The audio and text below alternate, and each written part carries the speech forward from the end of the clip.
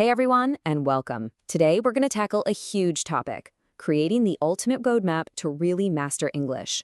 We're going to break down the actual strategic steps to get you fluent. So let's be real, we've all asked this question, right? What is the best way to learn English? Should I be drowning in flashcards? Is there some magic app? Do I have to pack my bags and move? Well, the answer is probably a lot simpler and way more strategic than you might think. And here it is, the secret sauce, really the main idea for our whole session today. It's not about how many words you know, it's about which words you learn first. Seriously, it's not about memorizing a dictionary. It's all about building a really strong, practical foundation to stand on. Kind of like building a house, right? You can't put up the walls before you've laid a solid foundation. All right, so here's our game plan. First, we're building your essential base. Then we'll work on expanding your communication. After that, we'll get into the secret weapon, phrasal verbs. And finally, we'll wrap it all up with your own personal plan of action. Let's do this. Okay, first things first, let's build that essential base. And look, the key here is all about being smart, not just working hard. We're going to learn the words you'll use like 80% of the time. It's all about efficiency. And we're going to follow a really clear path here. We'll start at A1, that's the absolute basics. Then we'll move to A2, where you start stringing words together into useful phrases. And from there, we jump to B1, which is where your communication really begins to take off. The great thing about this is that it gives you these clear, bite-sized goals. It's totally achievable. So at that A1 level, where do we start? Well, with things that are universal, right? And family is the perfect example. I mean, think about it. When you meet someone new, what's one of the first things you talk about? Probably your family? These words are just fundamental to who we are. Okay, once you've got family down, we add in the essentials for just getting through the day. Your basic greetings and goodbyes, the days of the week, the seasons. This is the stuff that helps you understand what's going on around you and just be a polite, friendly person in any conversation. All right, now this is where things get really cool. At the A2 level, we make a big shift.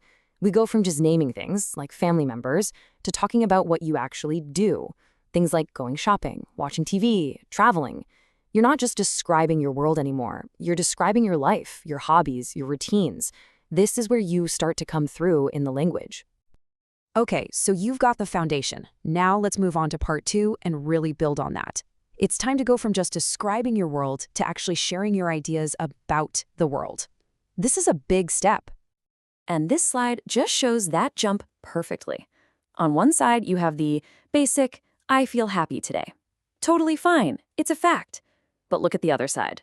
As far as I'm concerned, this is a great idea.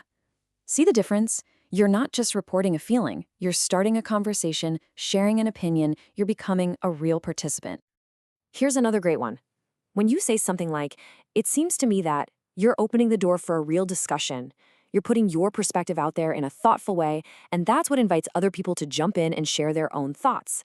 That right there is the core of an actual, engaging conversation. But of course, to have those bigger, more complex conversations, you need the right tools, the right words. So at the B1 level, you start picking up vocabulary for more specific topics. We're talking about work stuff, like salaries and deadlines, or important things like health and technology, or even how to describe relationships. This is how you unlock those really meaningful discussions.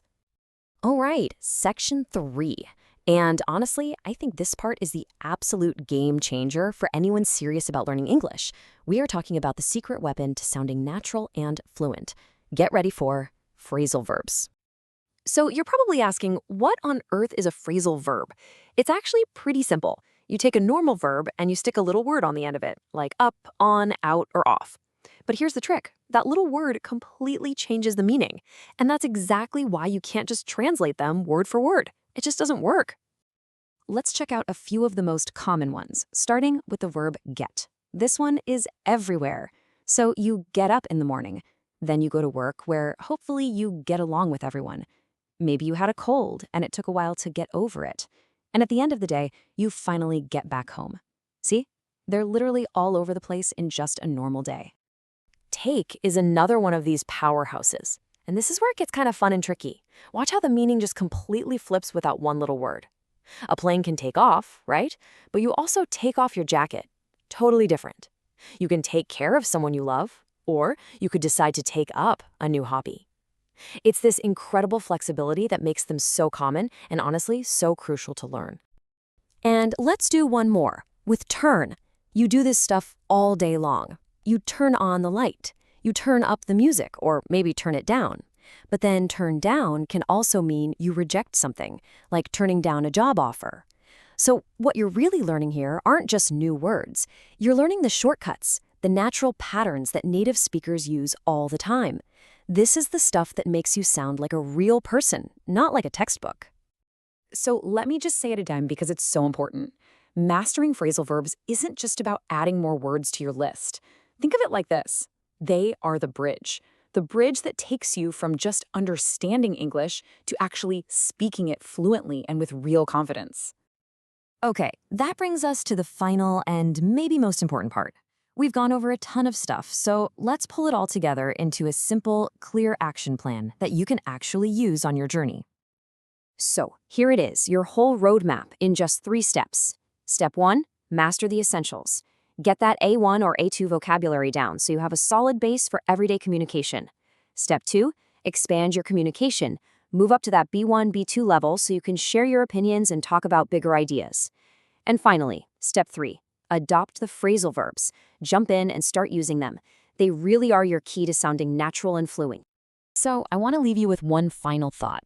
A question, really. After all of this, what's the very first new word or phrasal verb you're going to use today? Don't wait. Your journey to fluency starts right now.